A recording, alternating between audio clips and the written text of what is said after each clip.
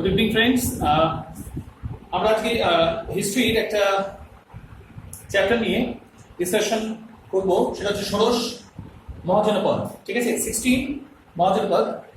হিস্ট্রিতে আগে আমাদের একটা হয়েছিল ক্লাস, সেটা ছিল জৈন আর বৌদ্ধ রিলিজিয়ন নিয়ে আর কি। সেখানে আমরা জৈন এবং বৌদ্ধ ধর্ম নিয়ে খানিকটা মানে ডিটেল যতটা আমাদের এক্সাম পার্সপেক্টিভ থেকে ইম্পর্টেন্ট ততটাই আমরা কিন্তু পড়েছিলাম। ঠিক আছে, তারপরে আজকে আমরা আরম্ভ করবো হচ্ছে ষোড়শ মহাজনপদ। ষোড়শ মহাজনপদ কিন্তু ভেরি ইম্পর্টেন্ট একটা চ্যাপ্টার। এখান থেকে দেখা হচ্ছে অনেকগুলো প্রশ্ন কিন্তু আসে আগে। ঠিক আছে, এখন যেহেতু আমাদের বিসিএস এবং অন্যান্য পরীক্ষার স্টাইলগুলো একটু ধাঁচগুলো চেঞ্জ হচ্ছে, কাজেই সেইভাবে আমাদের কিন্তু প্রশ্ন সেট করতে হচ্ছে। ঠিক আছে, আমাদের পড়াশোনার স্টাইলটাও কিন্তু সেভাবে আমাদের চেঞ্জ করতে হচ্ছে। ঠিক আছে, আচ্ছা দেখো ষোড়শ মহাজনপদ। ঠিক আছে, খ্রিস্টপূর্ব ষষ্ঠ শতকে, খ্রিস্টপূর্ব ষষ্ঠ শতকে, এই যেটা বলছে খ্রিস্টপূর্ব ষষ্ঠ শতকে উত্তর ভারতে আর কি। ঠিক আছে, উত্তর ভারতে একদম নর্দার্ন ইন্ডিয়া কিন্তু। ঠিক আছে, খ্রিস্টপূর্ব ষষ্ঠ শতকে নর্দার্ন ইন্ডিয়া, উত্তর ভারতে একদম 16টা রাজ্যে। আর অ্যাকচুয়ালি 16টা রাজ্য বলতে এই রাজ্যগুলো কিন্তু খুব একটা যে বিশাল রাজ্য তা কিন্তু নয়, ছোট ছোট অঞ্চলে ট্রাইবস আর কি সেই সময় রাজত্ব করছিল। কারোর সাথে কারোর কিন্তু কোনো রকম ইউনিটি, একতা ছিল না। সবাই একে অপরের বিরুদ্ধে কিন্তু সবসময় যুদ্ধ করছিল এবং কি করে একজন আরেকজনের এলাকা দখল করবে সেইটা নিয়ে কিন্তু সবসময় ঝামেলা চলছিল। অর্থাৎ ভারতবর্ষে সেই সময় কিন্তু মানে কি বলবো সেন্ট্রালাইজ ফোর্স হিসেবে কেন্দ্রীভূত শাসন ব্যবস্থা বলতে কিছু ছিল না, পুরোটাই বিকেন্দ্রীভূত। এই জন্যই আমরা দেখবো পরবর্তীকালে কিন্তু এত ফরেন ইনভেশন, বৈদেশিক শত্রুর আক্রমণ ভারতবর্ষে এত হয়েছে, একটাই কিন্তু কারণ এর জন্য। ঠিক আছে, তাহলে এখানে দেখো খ্রিস্টপূর্ব ষষ্ঠ শতকে উত্তর ভারতে নর্দার্ন ইন্ডিয়াতে একদম 16টা রাজ্য, 16টা রাজ্য, খুব গুরুত্বপূর্ণ 16টা রাজ্য। দেখো 16টা রাজ্যের নামই আমাদের মনে রাখার দরকার নেই, তাও এক্সাম পার্সপেক্টিভে কিছু কিছু কখনো আসে প্রশ্ন, যদি আমি বলে রাখছি। কাশী, কৌশল, অবন্তী, বৎস, মগধ, বৃজি, মল্ল, পাঞ্চাল, চেদি, সুরসেন, অশোক, গান্ধার, এইরকম 16টা রাজ্য আগে। ঠিক আছে, তাহলে দেখো এই রাজ্যগুলো মানে এখন প্রশ্ন ধাঁচ একটু চেঞ্জ হয়েছে, কাজেই এই রাজ্যগুলোর এখন বর্তমানে কি নাম আর অতীতে কি নাম ছিল সেটা কিন্তু পরীক্ষা বিষয় দেয়।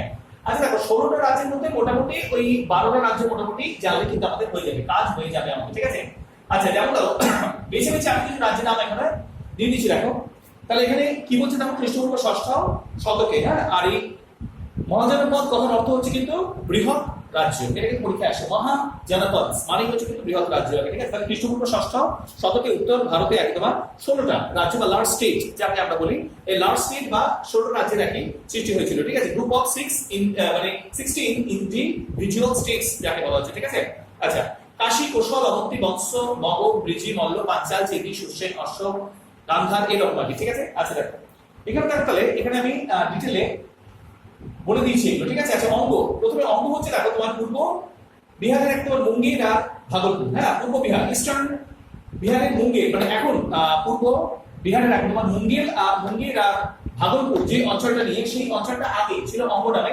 পরিচিত আর কি। ঠিক আছে, অঙ্গ নামে পরিচিত। আচ্ছা মগধ হচ্ছে তোমার দক্ষিণ বিহারের পাটনা, গয়া। মগধ হচ্ছে তোমার দক্ষিণ বিহারের পাটনা, গয়া আর শাহাবাদ বলে একটা অঞ্চল আছে সেই জায়গায়। ঠিক আছে, মগধটা হচ্ছে দক্ষিণ বিহার, সাউদার্ন বিহারের পাটনা, গয়া।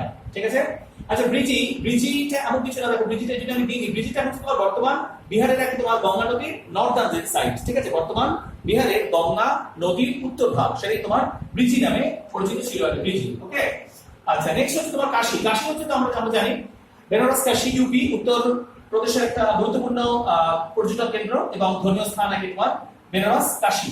ওকে, আচ্ছা নেক্সট হচ্ছে তোমার কোশল। কোশল হচ্ছে উত্তর প্রদেশের একটা অযোধ্যা অঞ্চল। অযোধ্যা অঞ্চল সেটি কিন্তু কোশল নামে পরিচিত। উত্তর প্রদেশের একদম অযোধ্যা অঞ্চল, এই যে উত্তর প্রদেশের অযোধ্যা অঞ্চল সেটি হচ্ছে কোশল নামে পরিচিত। আর কাশী হচ্ছে তোমার বেনারস উত্তর প্রদেশের। ঠিক আছে, মগধটা হচ্ছে তোমার উত্তর প্রদেশের ইউপিটাকে তোমার গোরখপুর আর দেউরিয়া বলে একটা আছে অঞ্চল। ঠিক আছে, উত্তর প্রদেশের গোরখপুর, দেউরিয়া, বস্তি বলে একটা আছে জায়গা। দুটো অঞ্চলের নাম আমি এখানে দিয়ে দিচ্ছি, গোরখপুর, দেউরিয়া। এছাড়াও আছে বস্তি এবং তোমার সিদ্ধার্থ নগর বলে কিছু অঞ্চল আছে। ঠিক আছে, আচ্ছা তারপর দেখো বৎসটা হচ্ছে দেখো তোমার এখানে বৎস দিয়ে দিচ্ছি এলাহাবাদ। তাহলে এটা কিন্তু ভেরি ইম্পর্টেন্ট একটা।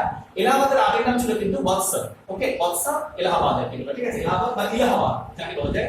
নেক্সট হচ্ছে তোমার পুরু হচ্ছে তোমার দিল্লি আর মিরাট অঞ্চল। ঠিক আছে, থানেশ্বর, দিল্লি আর মিরাট অঞ্চল। দিল্লি আর মিরাট অঞ্চল নিয়ে তোমার কুল ছিল আর কি। তারপরে দেখো এখানে দিয়ে দিচ্ছি আমি পাঞ্চালটা, আমি এখানে দিয়ে দিচ্ছি করে দিই পাঞ্চালটা আমি বলছি বলে দিচ্ছি। পাঞ্চালটা হচ্ছে বর্তমান উত্তর প্রদেশের পশ্চিমাঞ্চল আগে, ঠিক আছে। ফারাক্কাবাদ আর বদায়ুন এই অঞ্চলটা। মৎস্যটা সম্ভবত আমি দিয়ে দিচ্ছি। মৎস্য হচ্ছে রাজস্থানের জয়পুরা ভরতপুর মৎস্য।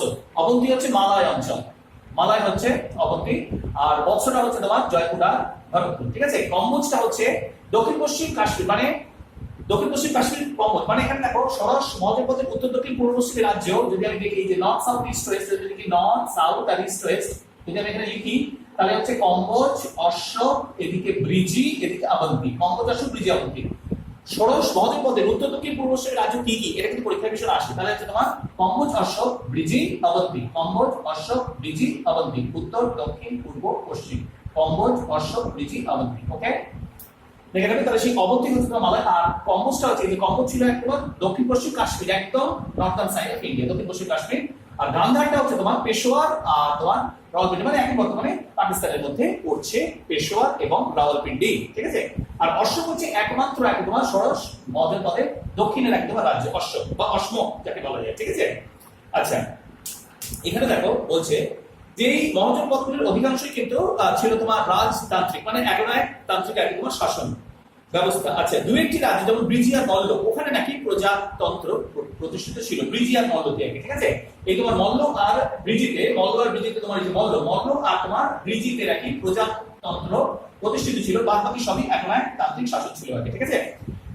রাজনৈতিক প্রাধান্য বিস্তারের জন্য রাজ্যগুলির মধ্যে দ্বন্দ্ব এবং প্রতিদ্বন্দ্বিতা, যেটা আমি একটু আগে বললাম, কোনো মিলমিশ নেই কিন্তু। এতগুলো রাজ্য, উত্তর ভারতের এতগুলো রাজ্য কারোর মধ্যে কিন্তু কোনো ইউনিটি নেই, ঠিক আছে। সকলের বিরুদ্ধে, মানে খালি জমি অধিকার, খানিকটা অঞ্চল দখল করা, এইসব নিয়ে কিন্তু এরা মত পেয়ে আছে। তাহলে বলছে রাজনৈতিক প্রাধান্য বিস্তারের জন্য রাজ্যগুলির মধ্যে দ্বন্দ্ব এবং প্রতিদ্বন্দ্বিতা লেগেই থাকতো। ক্রমে 4টি রাজ্য, আচ্ছা এই 16টা রাজ্যের মধ্যে আবার ক্রমশ 4টি রাজ্য, ঠিক আছে। 4টি গুরুত্বপূর্ণ রাজ্য: কোশল, অবন্তী, বৎস, মগধ। কোশল, অবন্তী, বৎস, মগধ। আচ্ছা, এখানে সম্ভবত এটা আছে কোশল, তারপরে হচ্ছে তোমার অবন্তী, বৎস আর মগধ, ঠিক আছে।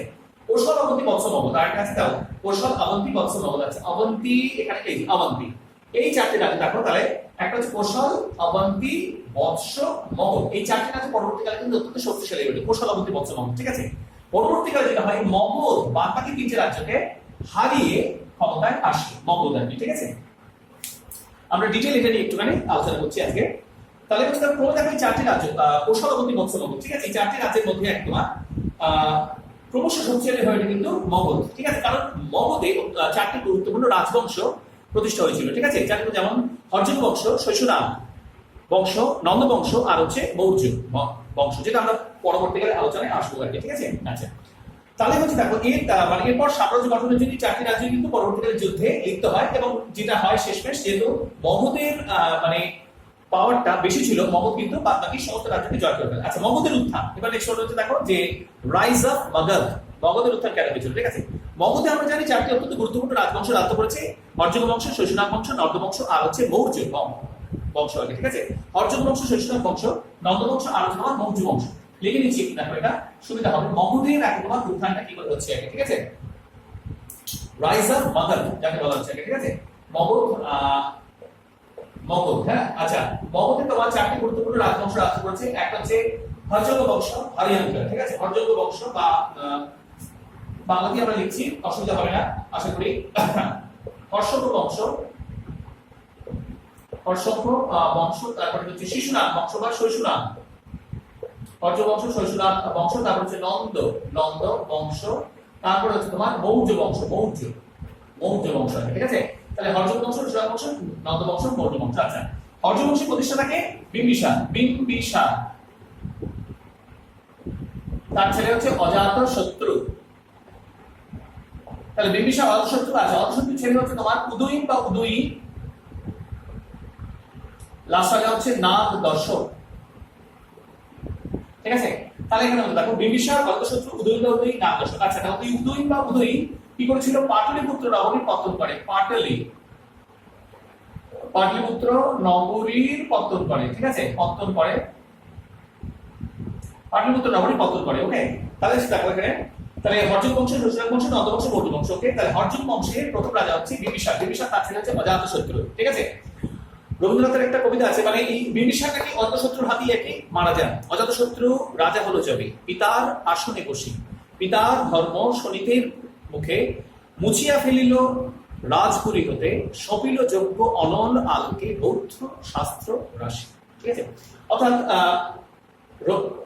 রবীন্দ্রনাথের কবিতায় যেটা হচ্ছে বলা যে অজাতশত্রু নাকি বৌদ্ধ ধর্মের মোটেই পৃষ্ঠপোষক ছিলেন না, এবং বুদ্ধের নামও তিনি সহ্য করতে পারতেন না। তিনি মানে মানে কবিতার মধ্যে আছে বলা, বেদ ব্রাহ্মণ রাজা ছাড়া কিছু নাহি হবে পূজা করিবা, এই কটি কথা যেন মনে সার ভুলিলে বিপদ হয়।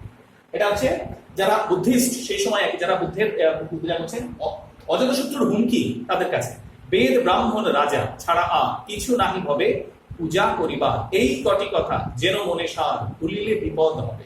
ঠিক আছে, জাস্ট মানে ওপেন থ্রেট যাকে বলা হচ্ছে। ঠিক আছে, সেই সময় এখন এক তান্ত্রিক ব্যাপার, যাকে আমি এটা মানে মনে এলো বলে বললাম সেটা না, কথা হচ্ছে যে তাহলে হচ্ছে বিম্বিসার অজাতশত্রু উদয়নবাবু লাস্ট রাজা হচ্ছে তোমার নাগ দর্শক যাকে বলা হচ্ছে। ঠিক আছে, এখানে তারা দেখো ব্যাপারটা কি হচ্ছে, যেটা আমরা বললাম। আচ্ছা, এখানে তারা কোনো ইম্পর্টেন্ট জিনিসগুলো আমাদের এক্সাম পার্সপেক্টিভ কিছু জিনিস আমাদের মাথায় রাখতে হচ্ছে। যেমন প্রথমে যেটা বললাম, আচ্ছা তাহলে হর্য বংশ, শৈশব বংশ, নন্দ বংশ, মৌর্য বংশ, ওকে হয়ে গেল। আচ্ছা, বিম্বিসার তোমার শ্রেণিক উপাধি নিয়েছিল, শ্রেণিক।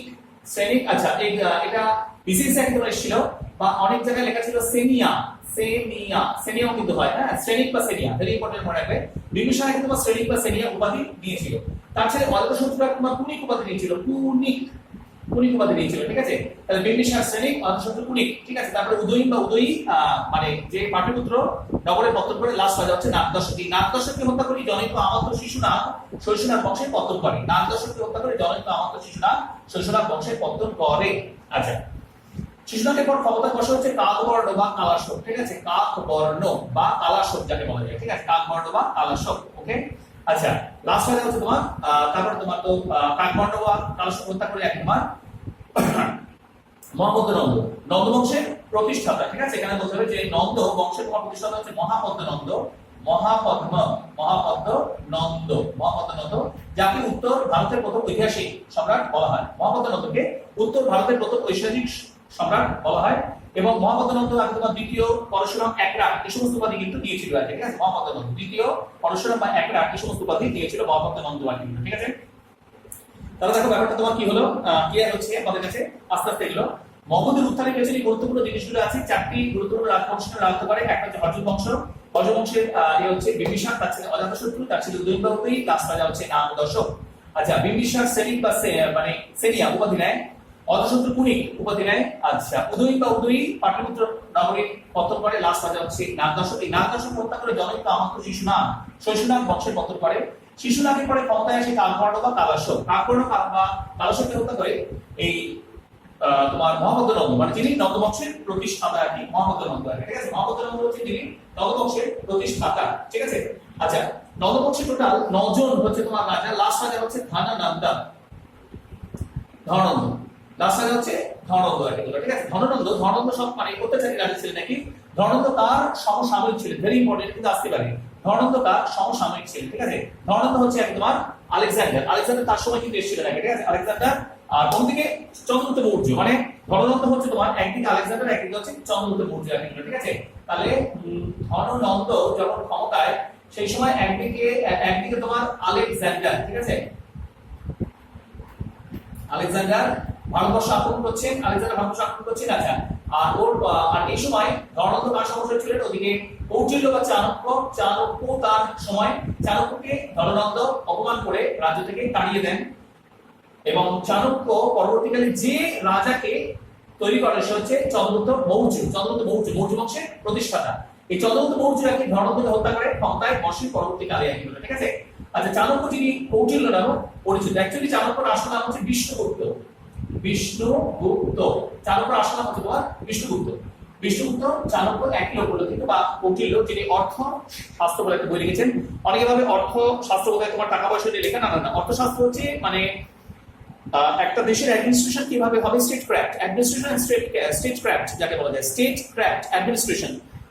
পলিটিক্যাল অ্যাডমিনিস্ট্রেশন কিভাবে কাজ করবে, আচ্ছা ট্যাক্সিং কিভাবে হবে, ট্যাক্স মানে কোন কোন বিষয়ের উপর কর চাপাতে হবে একই সেরকম কাজ বলা, ঠিক আছে। যেমন কৌটিল্যের মানে অর্থশাস্ত্রে মানে অনেক রকমের বিজয়ের কথা বলা আছে, লোক বিজয়, অসুর বিজয়, ধর্ম বিজয়, অনেক কিছু বলা আছে, ঠিক আছে। লোক বিজয়, অসুর বিজয়, ধর্ম বিজয়, এখানে কথা থাকবে অর্থশাস্ত্রে একদম যেটা এখানে বললাম অর্থশাস্ত্র, হ্যাঁ অর্থশাস্ত্রে বলা আছে একটা হচ্ছে তোমার লোক বিজয়, লোক বিজয়, একটা হচ্ছে তোমার অসুর বিজয়, ঠিক আছে, অসুর বিজয়, লোক বিজয়, অসুর বিজয়, আর একটা হচ্ছে ধর্ম বিজয়। লোক বিজয়, অসুর বিজয়, ধর্ম বিজয়। লোক বিজয় মানে হচ্ছে তোমার পররাষ্ট্র আক্রমণ করো, পররাষ্ট্রকে লুটপাট করো, ধ্বংস করো, চলে এসো টাকা পয়সা নিয়ে, এটা হচ্ছে লোক বিজয়। অসুর বিজয়, অসুর বিজয় মানে পররাষ্ট্রকে আক্রমণ করো, পররাষ্ট্রকে একটা কি বলবো, পররাষ্ট্রকে মানে তোমার লুণ্ঠন করো, আর পররাষ্ট্র যাতে মাথা তুলে দাঁড়াতে না পারে তার জন্য তাকে একেবারে শেষ করে দাও, ঠিক আছে। আর ধর্ম বিজয় মানে পররাষ্ট্র আক্রমণ করো, তাহলে দেখো লোক বিজয়টা হচ্ছে যাও লুটপাট করো চলে এসো বাস। অসুর বিজয় মানে শুধু লুটপাট করলেই হবে না, লুটপাট করতে হবে, সঙ্গে পররাষ্ট্রকে চিরকাল শেষ করে দিতে হবে। ধর্ম বিজয় হচ্ছে পররাষ্ট্র আক্রমণ করো করে তাকে একটা করদ রাজ্যে পরিণত করো, মানে প্রোটেকশন মানি, মানে আমি তোমাকে আর আক্রমণ করবো না, তুমি আমাকে টাকা দাও, পরিষ্কার কথা, প্রোটেকশন বানিয়ে, ঠিক আছে। লোক বিজয়, অসুর ধর্ম, মানে তখনকার দিনেও কৌটিল্য সেই সময়ে দাঁড়িয়েও এই সমস্ত জিনিসগুলো যে মানে ভেবেছিলেন, এটা একটা বিরাট ব্যাপার। সেই একই সিস্টেম কিন্তু এখনো 2020 সালেও পৃথিবীর যেগুলো ক্ষমতাসীন দেশ, আমেরিকা, চায়না, রাশিয়া, তারা কিন্তু সেই এক নিয়ম ফলো করে যাচ্ছে। মানে কি বলবো, তারা হয়তো কৌটিল্যের অর্থশাস্ত্র পড়েছে কিনা জানি না, তবে তারা কিন্তু সেই একই নিয়ম নীতি ফলো করছে কিন্তু, ঠিক আছে। কৌটিল্যের অর্থশাস্ত্র, লোক বিজয়, অসুর বিজয়, ধর্ম বিজয়, এই জিনিসগুলো কিন্তু এখানে আছে, ভেরি ইম্পর্টেন্ট জিনিসগুলো, ঠিক আছে। অর্থশাস্ত্র বিষ্ণুগুপ্তের লেখা, বিষ্ণুগুপ্ত, কৌটিল্য, চাণক্য একই লোক, ঠিক আছে। তাহলে মোটামুটি এটি গেল আমাদের। এটা যথেষ্ট বড় একটা জিনিস, এটা আমরা ফার্স্ট পার্ট করলাম, এটা দিয়ে আমরা আবার সেকেন্ড পার্ট কিন্তু করবো আরো ডিটেলে। তোমরা অবশ্যই চ্যানেল দেখো, দেখতে থাকতে এবং চ্যানেল অবশ্যই সাবস্ক্রাইব করো, যাতে এর উপর ইতিহাসের উপর আমি আরো ভিডিও আনছি, ম্যাথের উপর আনছি, ইংলিশের উপর অলরেডি অনেকগুলো সিনোনিমাস বা ওয়ার্ড পাওয়ার উপর আমি ভিডিও আপলোড করেছি, সেটা অবশ্যই দেখো, খুঁটিয়ে খুঁটিয়ে দেখো, মানেগুলো লেখো, আর চ্যানেলকে অবশ্যই সাবস্ক্রাইব করো, তাহলে নতুন ভিডিও আপলোড হলেই সঙ্গে সঙ্গে তোমরা নোটিফিকেশন পাবে এবং সঙ্গে সঙ্গে তোমরা এই বিষয়ভিত্তিক জিনিসগুলো দেখে নেবে এক্সামের আগে। ওকে, থ্যাংক ইউ।